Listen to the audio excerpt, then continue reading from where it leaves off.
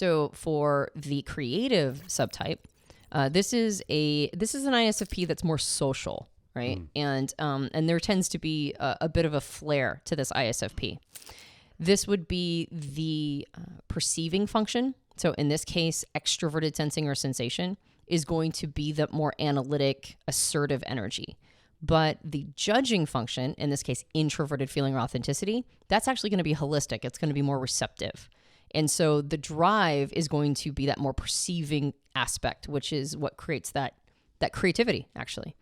So in this case, these are more exploratory ISFPs. They tend to have more of a maverick style. They're wanderers. They're particularly open-minded.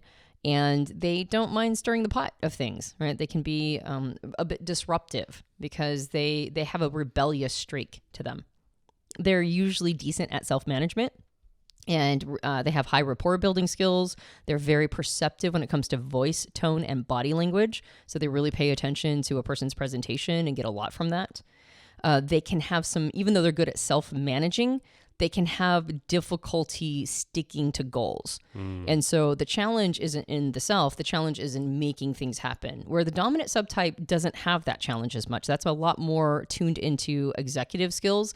This subtype really struggles with that piece, really sort of following through and making it stick. This is that ISFP on the stage in the spotlight, most likely.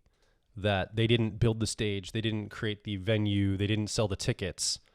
But you turn the spotlight on, they get on stage, and they're performing well. They're being creative, and they're very much tuned into that performance, whatever that is, or that expression. And when I say stage, I mean possibly a literal stage or a metaphorical stage, and whatever that means. Right, whatever they're focused on. And that's actually why they struggle sometimes with making things happen in the long range, is because they're so focused on that artistic pursuit. They're so hyper-focused on that creative component that they forget to do things like pay the bills, right?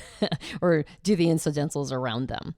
And so this might be actually more of what we think of when we think of an ISFP. We think of somebody who's a little bit more head in the clouds in some ways and artistic, sort of rebellious, but also artistic and disruptive and having a flair, but then struggling to remember to pay the phone bill or whatever. Yeah. And so this is a more free-flowing ISFP.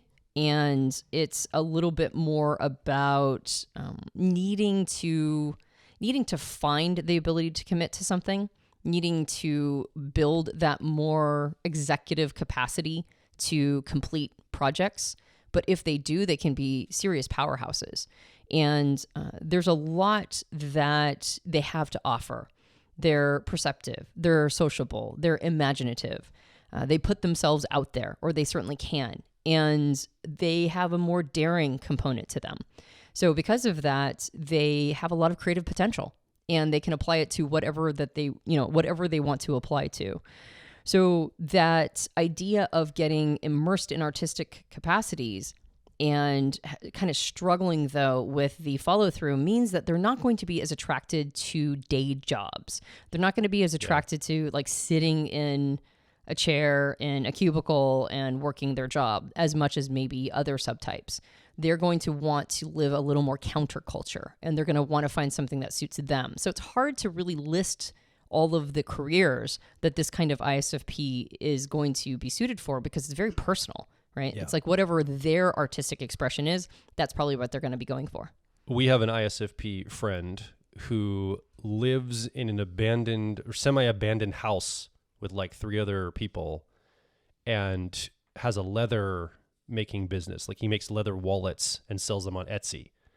Lives very like within his means, and sells just enough to eke by, and is wildly happy in this life. Like loves living that lifestyle because it allows him to express and create, and it's extremely countercultural. I mean, that's not really a quote unquote career on paper. I'm going to live in a semi-abandoned house with some other people and make leather for a living. Like that's a very, like, how would you call that a career? But it is his career choice in life. Yep. And so I think that's the kind of thing you're speaking to, is this might look very different for you as an ISFP from the traditional quote unquote career on paper in a resume of sorts. Yeah. Yeah. There's higher randomness to this type or the subtype.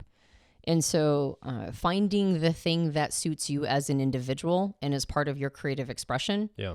If you can do that, fantastic, and follow that pursuit. Although there is the danger that the creative ISFP can get a little detached from reality. And so there might be some value in finding something that is more concrete, more grounded, more down to earth. Yeah. Maybe even visiting some of the other subtype energy to get that capacity to, make a living for oneself. But if you are able to find your artistic expression and ride that into the sunset, then have at, because that's what you're designed for. I think platforms are really important for this type of subtype. If you're an ISFP listening, like let's say you want to have a creative expression, like Etsy, for example. Before Etsy, my friend would not be able to do what he's doing. Some creative ISFPs end up on YouTube creating channels of expression or some other type of social media expression. Like there's a bunch of opportunities now for ISFPs that are here because of platforms that may not have been here for creatives in the past. So I think the opportunities for creative subtype ISFPs is growing as technology improves. Mm-hmm. Yeah, absolutely. Yeah, and that's nice, actually. It's nice that we live in a time period that really affords people who are creative to be able to take advantage of the platforms other people have built in order to manifest and express that.